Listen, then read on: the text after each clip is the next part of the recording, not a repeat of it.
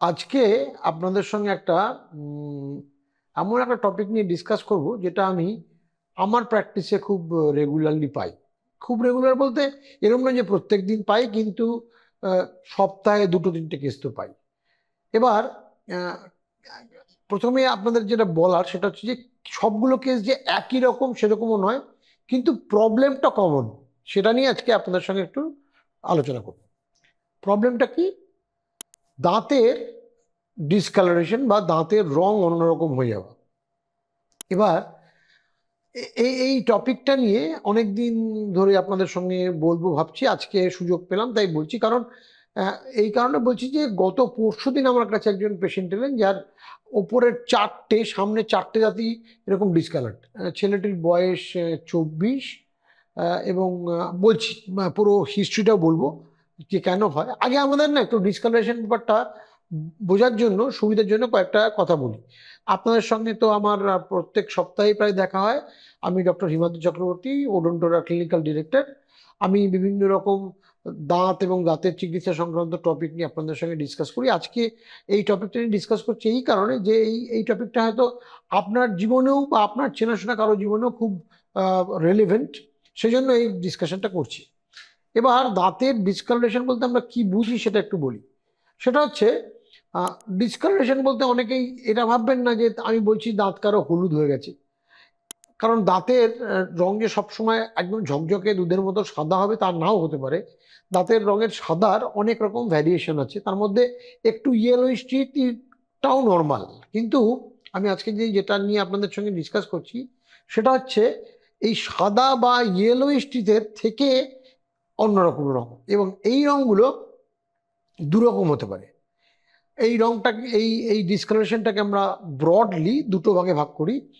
প্রথম ভাগটা হচ্ছে এক্সট্রিনসিক স্টেনিং, আর দ্বিতীয় ভাগটা হলো ইন্ট্রিনসিক স্টেনিং। একটু বুঝিয়ে বলি। এক্সট্রিনসিক স্টেনিং মানে দাঁতের বাইরে থেকে দাঁতের ওপরে যদি কোনো রং লেগে থাকে তাহলে সেটাকে আমরা এক্সট্রিনসিক বলি। এক্সট্রিনসিক মানে বাইরে থেকে যে রংটা লাগছে। আর ইন্ট্রিনসিক মানে দাঁতে কোনো কারণে দাঁতের ভেতর থেকে রংটা পরিবর্তন হচ্ছে, সেগুলোকে আমরা ইন্ট্রিনসিক স্টেনিং বলি। এবার যদি আমি একটু বিশদ ব্যাপারটা বলি তাহলে আপনাদের কাছে বুঝতে সুবিধা হবে। সব পুরোটাই বলবো যে কেন হয়, কি কি রকম রং হয় এবং তার ট্রিটমেন্টগুলো কি। সেজন্যই আপনাদের সঙ্গে আজকে এই ডিসকাশনটা শুরু করেছি। এক্সট্রিনসিক স্টেনিং এর মধ্যে সবচেয়ে কমন হচ্ছে ফুড অ্যান্ড টোব্যাকো স্টেনিং। এটা কি? আমরা যেহেতু আমরা ভারতীয় উপমহাদেশে প্রচুর কালার্ড ফুড খাই, আমাদের দাঁতে বিভিন্ন সময় বিভিন্ন রকম ফুড স্টেনের জন্য এই এই কালারগুলো হয়। অধিকাংশ সময় এগুলো একটু ইয়েলোইশ ব্রাউন কালারের হয়। এছাড়াও আমরা অনেকেই চা কফি বেশি পরিমাণে খেতে অভ্যস্ত, তাদের দাঁতেও এরকম একটু কালচে মতো ছোপ পড়ে। এছাড়া একটা প্রবলেম হচ্ছে আমাদের ইন্ডিয়ান সাবকন্টিনেন্টে, যেহেতু জলের আমরা যে ওয়াটার সাপ্লাই পাই সেই জলে হেভি মেটালের কন্ট্রোল প্রোগ্রাম খুব একটা নেই। সেজন্য অনেকেরই জলে আয়রন, মূলত আয়রন, এছাড়াও অন্যান্য মেটাল যেমন ক্যাডমিয়াম আর্সেনিক থাকে বলে সেগুলো থেকেও দাঁতে রং হতে পারে। এগুলো সব এক্সট্রিনসিক স্টেনিং। এগুলো কিন্তু দাঁতের বাইরের থেকে রং, এগুলো জন্য এক ধরনের সেট অফ ট্রিটমেন্ট আছে। আর অথবা এরকমও হতে পারে যে দাঁত এলোমেলো থাকার জন্য যেহেতু পরিষ্কার করা সম্ভব হচ্ছে না, সেই জন্য নর্মাল স্টেইন থেকেও, নর্মাল খাবার থেকেও এই স্টেনিংটা হতে পারে। এছাড়া যারা তামাকজাত দ্রব্য খান, সেটা স্মোকিং ফর্মে হতে পারে বা সেটা চিউইং টোব্যাকো হতে পারে বা পান খান, এরকম লোকের এক্সট্রা স্টেনিং হয়। এবং মনে রাখবেন, এই যে তামাকজাত দ্রব্যের আমরা, আপনারা সবাই জানেন যে এর ভিতরে নিকোটিন থাকে। নিকোটিনটা খুব ডার্ক চকলেট কালারের। অতএব এই জিনিসটা দাঁতের উপর রং লাগলে আপনারা দেখে থাকবেন নিশ্চয়ই, যে খুব স্মোক করে বা জর্দা বা পান খান বা খৈনি খান তাদের দাঁতে কালো কালো ছোপ হয়। এগুলো সব এক্সট্রিনসিক স্টেনিং, যেগুলো নিয়ে কথা বলছিলাম। আর দ্বিতীয় ডিভিশনটা হচ্ছে ইন্ট্রিনসিক স্টেনিং। মানে ইন্ট্রিনসিক স্টেনিংটা কি? এই যে জেলটির কথা প্রথমে বলছিলাম যে চারটে সামনের দাঁত একদম প্রায় কালচে ব্লুইশ কালার হয়ে গেছে, এর কিন্তু ইন্ট্রিনসিক স্টেনিং। এর কারণটা কি? এর কারণটা হচ্ছে এই একটা হিস্ট্রি যেটা আমি প্রথমে বলিনি, এখন বলি। এ যখন ক্লাস 8-এ পড়ে, মানে মোটামুটি ধরুন ওই 9 বছর 10 বছর বয়স এইরকম সময়, বা 11 বছর বয়স এরকম সময় সে একটা খেলতে গিয়ে পড়ে যায়। এবং পড়ে যাওয়ার জন্য তখন তাদের চোট লাগে, কিন্তু সেরকম কিছু ছিল না, অসুবিধা হয়নি, অল্প কয়েকদিন ব্যথা ট্যাথা ছিল, তারপরে ওষুধ খাওয়াতে কমে যায়। সেই দাঁতগুলো এতদিন বাদে কি হয়েছে, এই দাঁতগুলো নন ভাইটাল হয়েছে। নন ভাইটাল মানে দাঁতের মধ্যে তো কিছু পাল্প বলে একটা জিনিস থাকে, যেটার মধ্যে নার্ভ, তারপর রক্ত বাহী যে সমস্ত জালিকাগুলো থাকে, যেগুলোকে আমরা আর্টারিওলস বা ভেনিউলস বলি বা ক্যাপিলারিজ বলি, সেগুলো থাকে, মেনলি ব্লাড সাপ্লাই থাকে। এখন এই দাঁতটা ওই চোট লাগার জন্য দাঁতটা ডেড হয়ে গেছে। ডেড হওয়াতে কি হয়েছে, এই যে দাঁতের ভিতরে চোট লাগার জন্য ব্লিডিং হয়েছিল, এবার দাঁতের মধ্যে তো দাঁত তো ফেটে গিয়ে ব্লাডটা চলে আসতে পারে না, অনেক সময় দাঁত যদি ভেঙে যায় তাহলে ব্লিডিংটা হয়, বা দাঁতটা থাকা অবস্থায় বোনের ভেতরে ব্লিডিং হয় চোট থেকে, কিন্তু দাঁতের ভেতরে যদি কোনো একটা ব্লিডিং হয় সেটা তো বেরিয়ে আসতে পারে না। সেই ব্লাডগুলো ওই দাঁতের ভেতরে না ডেন্টিনাল টিউবিল আছে, তার মধ্যে সরু সরু ডেন্টিনাল টিউবিলগুলো একদম সরু নলের মতন, তার মধ্যে এই ব্লাড ভেসেলের থেকে বেরিয়ে ব্লাডটা ঢুকে যায় অনেক দিন বাদে।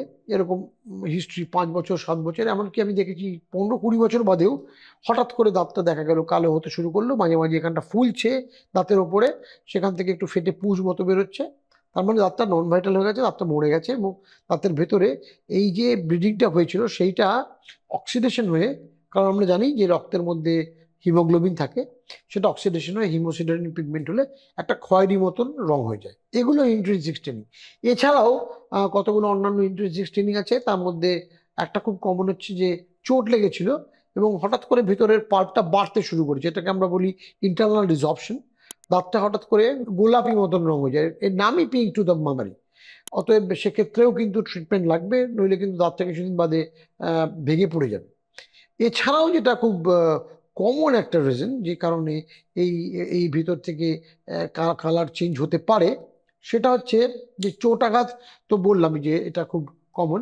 এছাড়াও একটা হতে পারে যে দাঁতের ভেতরে এরকম একটা কোনো চেঞ্জ হলো, যে চেঞ্জটা দাঁতের ডেভেলপমেন্টাল পিরিয়ডে হয়েছে। ডেভেলপমেন্টাল পিরিয়ডে হয়েছে মানে প্রেগনেন্ট থাকা অবস্থায় মা টেট্রাসাইক্লিন টাইপের ওষুধ খেয়েছে, বা বাচ্চার যখন দাঁতটা তৈরি হচ্ছে তখন সে কোনো টেট্রাসাইক্লিন জাতীয় ওষুধ খেয়েছে, এর জন্য একটা স্টেনিং হতে পারে। সেটাও এরকম খয়েরি মতো স্টেনিং হয়, সেটাকে আমরা আমরা দেখলেই বুঝতে পারি ড্রাগ ইনডিউসড স্টেনিং হয়। এছাড়া আরেকটা খুব প্রবলেম হচ্ছে, সেটা হচ্ছে গ্রোয়িং ফেজে আমাদের ভারতবর্ষের একটা অসুবিধা হলো, জলে যেহেতু বলছিলাম যে হেভি মেটাল কন্টেনিং থাকলে তার কোনো কন্ট্রোল প্রোগ্রাম নেই, সেরকমই ফ্লুরাইড কন্টেন্টেরও কোনো প্রোগ্রাম নেই যেটা দিয়ে আমরা বুঝতে পারি ফ্লুরাইডের লেভেল কত। আমেরিকাতে আছে, আমাদের ভারতবর্ষে আনফর্চুনেটলি এখনো নেই। সেজন্য যেখানে জলে ফ্লুরাইড বেশি, স্পেশালি ডিপ টিউবওয়েল যারা ইউজ করে, যেমন রাজস্থানের চুরু জেলা, এটা খুব কমন, তাদের ডেভেলপমেন্টাল পিরিয়ডে যখন দাঁতটা ডেভেলপ করছে সেই সময় যদি ফ্লুরাইড বেশি থাকে তাহলে দাঁতটা এরকম খয়েরি খয়েরি একদম মটল হয়, সাদা সাদা ছোপ ছোপ হতে পারে, বা খয়েরি খয়েরি হয়ে ডিসকালারেশন হতে পারে, এটাকে আমরা ফ্লুরোসিস বলি। একদম সাদা সাদা ছোপ ছোপ হয়ে গেলে ফ্রস্টি অ্যাপিয়ারেন্স হলে তাকে মটলিং বলি। এগুলো সব ডিসকালারেশন, এগুলো এটাও ইন্ট্রিনসিক ডিসকালারেশন, ভেতর থেকে রং হয়েছে। এবার তাহলে বোঝা গেল যে মোটামুটি যে কিভাবে ডিসকালারেশন জিনিসটা কি, কিভাবে হয়। কিছু ডিসকালারেশন বাইরে থেকে হয়, কিছু ডিসকালারেশন আপনার ভেতর থেকে হয়। এবার আপনাদের এগুলো হলে কি আমাকে সারা জীবন এভাবেই বাঁচতে হবে এরকম নয়, উত্তর নিশ্চয়ই না। তাহলে তার জন্য ট্রিটমেন্ট আছে।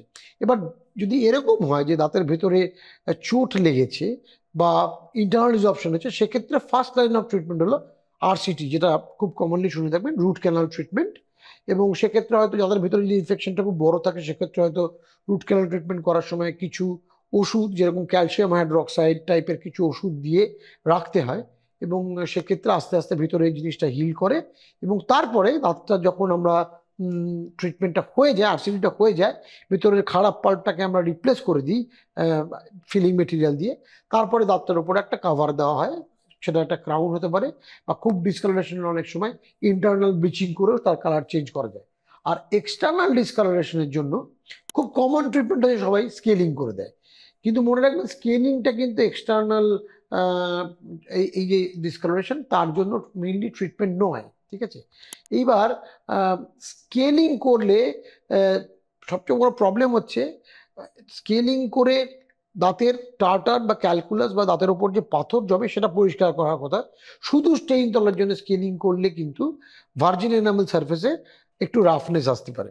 অতএব সেক্ষেত্রে এখন আমরা নতুন টেকনিক বেরিয়েছে, সেটা হচ্ছে যে এয়ার অ্যাব্রেশন। যেটা খুব একটা ফাইন পার্টিকেল মেটেরিয়াল, সেটা মোস্টলি আপনার যে ধরনের পার্টিকেল ইউজ হয় অ্যালুমিনিয়াম অক্সাইড, জলের সঙ্গে হাই স্পিডে স্প্রে করা হয়, তাহলে যেটা হয় সেই জায়গা থেকে স্টেইনটা উঠে যায়। কিন্তু অবশ্যই এটা মনে রাখতে হবে যে এই ট্রিটমেন্টগুলো কিন্তু ক্ষণস্থায়ী হবে। যদি আপনি আবার ওই সিগারেট বিড়ি খেতে শুরু করেন বা পান দোক্তা যেগুলোর জন্য রং হয়েছিল সেগুলো খেতে শুরু করেন, তাহলে বা যে জলটা খেলে ওটা হচ্ছিল সেটা হলে কিন্তু এই রংগুলো আবার ফিরে আসবে। অতএব সেই অভ্যাস থাকলে বা সেই ধরনের জল খেলে আমাদের ওইটা পরিবর্তন করতে হবে, তাহলে এই এক্সটার্নাল স্টেনিংটা চলে যাওয়ার পরে অনেক দিন রেজাল্টটা স্টেবিলাইজড হবে। আমি আশা করি যে আপনারা বুঝতে পেরেছেন দাঁতের ডিসকালারেশন জিনিসটা খুব কমন হলেও এটা ট্রিটমেন্টটা খুব আনকমন না, এবং ট্রিটমেন্ট করা যায় না বা চিকিৎসা হয় না এরকম নয়। অতএব আপনার যদি নিজের বা আপনার চেনাশোনাকারের দাঁতে এই ধরনের হঠাৎ করে রং পরিবর্তন হয় বা ডিসকালারেশন থাকে, যে ক্ষেত্রে আপনি বুঝতে পারছেন না এটা এক্সট্রিনসিক বা ইন্ট্রিনসিক, কিন্তু ওভারঅল দাঁতের রং পরিবর্তন হয়েছে একটা বা একাধিক দাঁতের, সেক্ষেত্রে কিন্তু একজন নিকটবর্তী ডাক্তারবাবুর কাছে যান। আমাদের কাছে আসতে পারেন, আমাদের ইনস্টিটিউটে আসতে পারেন, বা আপনার চেনাশোনা কোনো ডাক্তার কাছে যেতে পারেন। তিনি দেখে ডায়াগনোজ করবেন এটা ইন্ট্রিনসিক স্টেনিং না এক্সট্রিনসিক স্টেনিং। সেই মতো আমরা বলে দিতে পারবো যে এটা কি ধরনের চিকিৎসা দরকার। এবং আপনি যদি এরকম হয় যে আপনার হাসি আপনার ডিসকালারেশনের জন্য লুকোতে হচ্ছে, আপনাকে আর হাসি লুকোতে হবে না। আপনার এই ব্যাপারে যদি আরো কিছু জানার থাকে আপনাদের, আর এই ভিডিওটা দেখে ভালো লাগে, তাহলে আপনারা আমাদের কমেন্ট বক্সে লিখুন যে আপনারা আরো কিছু জানতে চাইছেন কিনা। শুধু এই ব্যাপারে নয়, দাঁতের যে কোনো চিকিৎসা সংক্রান্ত এবং সমস্যা সংক্রান্ত ব্যাপারে আমাদের পুরো টিম, অরুণডোরা টিম এই চ্যানেলের মাধ্যমে আপনাদের অ্যান্সার দেওয়ার জন্য রেডি। কমেন্ট বক্সে আমাদের যদি যোগাযোগ করতে চান, আমাদের ফোন নাম্বার কমেন্ট বক্সে আসে, আর তার সঙ্গে আপনারা সোজা সেখানে ফোন করতে পারেন। যদি কোনো কমেন্ট করতে চান, আরো কি ধরনের ভিডিও চাইছেন সে সম্পর্কে আপনারা লিখতে পারেন। আমি নিশ্চয়ই চেষ্টা করব আপনাদের কাছে সেই ধরনের ভিডিও, এবং এই সংক্রান্ত যেটা নিয়ে আজকে ডিসকাস করলাম ডিসকালারেশন অফ টুথ, এই সংক্রান্ত কোনো প্রশ্ন থাকলে আপনারা আমাদের লিখুন, আমি অবশ্যই আপনাদের উত্তর দেব। আপনাদের সঙ্গে পরবর্তী কোনো একটা এপিসোডে আবার দেখা হবে নতুন কোনো একটা টপিক নিয়ে। আজকের জন্য